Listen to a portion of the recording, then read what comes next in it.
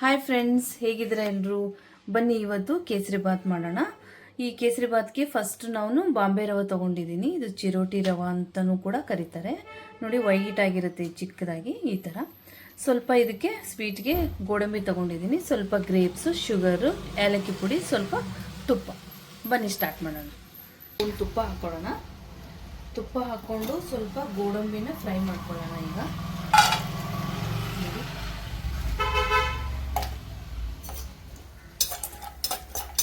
ಇದು ಸ್ವಲ್ಪ golden colour ಬರಲಿ, ಸ್ಲೋ ಆಗಿ.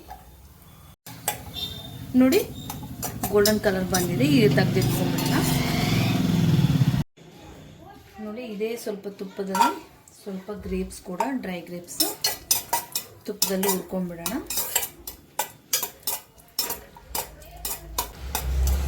ಇದು ಆಪ್ಷನಲ್ಲು, ಬೇಕಂದರೆ ಸ್ವೀಟಲ್ಲಿ ಹಾಕೋಬೋದು, ಬೇಡ ಅಂದರೆ ಸ್ಕಿಪ್ ಮಾಡ್ಕೊಳ್ಳಿ.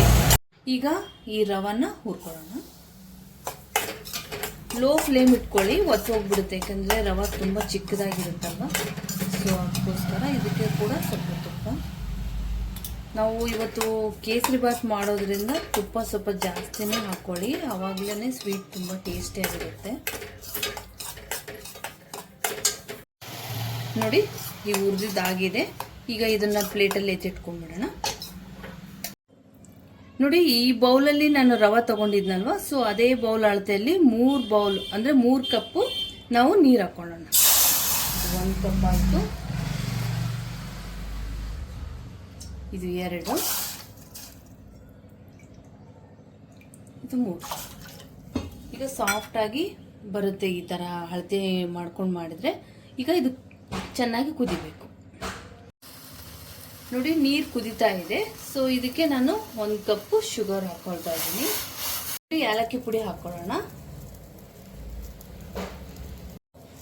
ಈಗ ಏಲಕ್ಕಿ ಪುಡಿ ಹಾಕ್ಕೊಂಡಾಯ್ತು. ಸ್ವಲ್ಪ ಫುಡ್ ಕಲರ್, ಕೇಸರಿ ಕಲರ್ ಹಾಕ್ಕೊಳ್ಳೋಣ.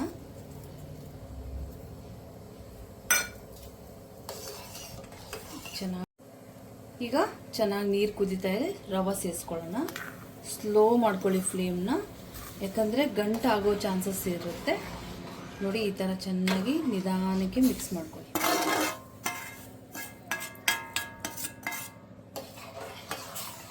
ನೋಡಿ, ಚೆನ್ನಾಗಿ ಕುದೀತಾ ಇದೆ. ಇದಕ್ಕೆ ನಾನು ಗೋಡಂಬಿ ದ್ರಾಕ್ಷಿ ಮಿಕ್ಸ್ ಮಾಡ್ಕೊತಾ ಇದ್ದೀನಿ. ನೋಡಿ, ಈ ಥರ.